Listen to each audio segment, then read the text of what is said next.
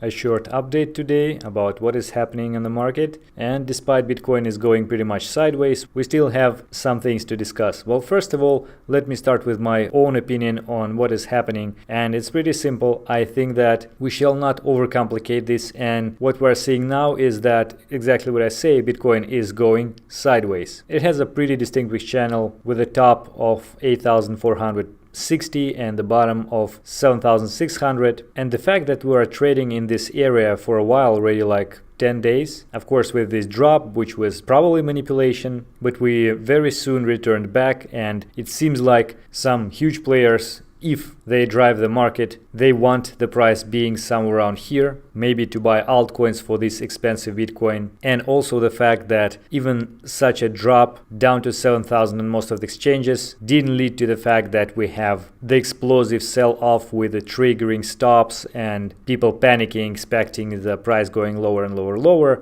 meaning that we have a very strong holders and enough buyers to buy this back. All that makes me feel that it is very unlikely that we will go lower from this point. Of course, we had that explosive growth, we had this parabolic rise in price, but against the common sense that we need to have a correction of this growth, we might as well had this, and maybe it's actually good enough. In any case, we had three highs here and we have a lower high, but we have a higher low as well. So we are forming maybe a kind of the bull pennant. And again, I wouldn't really draw it that way, but in any case, we have lower high, higher low, which doesn't give us like a clear picture if we would have a higher high as well. But this just implies that we need to wait, look at the price action, and if we will have this higher high, then it will be a confirmation that we'll possibly go higher, and the more often we will test this level, the more likely we will break it. If instead we will have a lower low and maybe test some previous resistances and now support levels, maybe something like 7,400, then it would be a sign that we could potentially have that correction. But still, I'm staying flat now. I don't want to buy or sell. Well, probably I would better buy at this point, but I'm still looking at the altcoins, because if you look at the Bitcoin dominance, then this triangle seemingly was broken downwards and this going lower and lower, and if it will play out completely, probably we will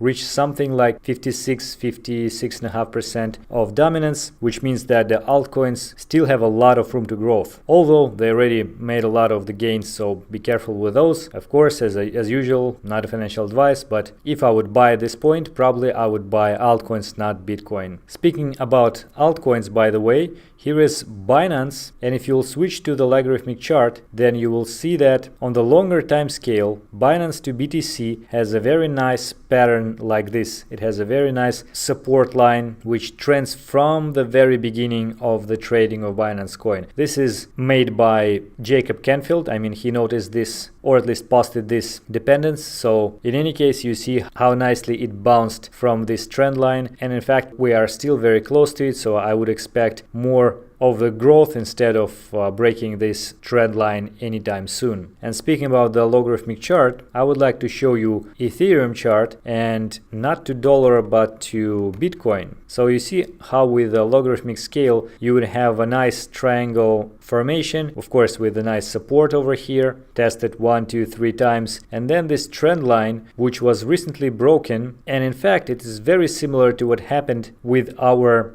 ascending wedge over here when you look at Ethereum to dollar. So both two breakouts seemingly mean the same thing, that Ether probably is getting a bit of the strength over here, and you see this test of this trend line was very informative. You see the huge volume here, you see the pullback from this trend line, so it seems like Ethereum will have its return. It's not clear that it will happen tomorrow, but still a huge trend seemingly is broken right now. Now let me show you the data which is made by other analysts out there, different opinions. So of course, as you already saw, this triangle behavior, which is sort of a bullish pennant, and you would expect the breakout of this pennant with the price going somewhere like $10,000. It will end within like 2 weeks. So if this will play out, then the situation is pretty bullish. Of course, you can draw it in a different manner. You can make it like this, excluding this manipulative drop,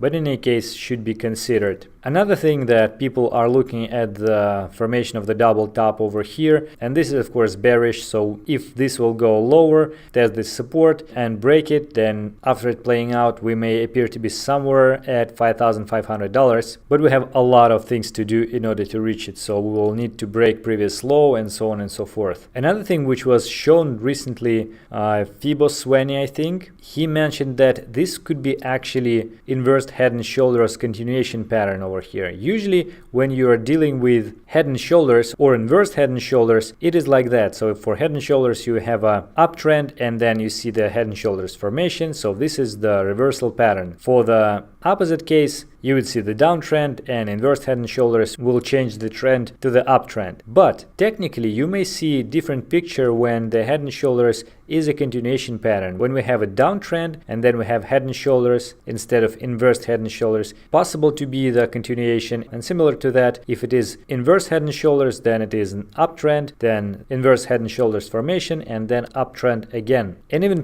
Peter Brandt mentioned that although we shall not maybe call it head and shoulders, but still it is a continuation pattern, it's consolidation pattern, and we can find those patterns in the charts and they often play out. So considering the reputation of this guy, I think we need to think of this inverse head and shoulders as a possibility. So again, this is another bullish scenario, and some people are really into the idea of filling the gap of the CMU futures, which we had here, for example, and here as well. The idea is that the price shall return to the lower level in order to match the beginning of this gap. And although this one is sort of not clear because you see the price actually touched this level before, but this gap definitely wasn't closed yet. So those people argue that we need to go something to $7,200 in order to reach this level. This is again at least mildly bearish scenario. Well, those are the opinions of people out there, other analysts and mine I already mentioned in the beginning. Now I'd like to show you a bit more long-term picture, and here is the tweet about the length of the sort of accumulation period for Bitcoin different cycles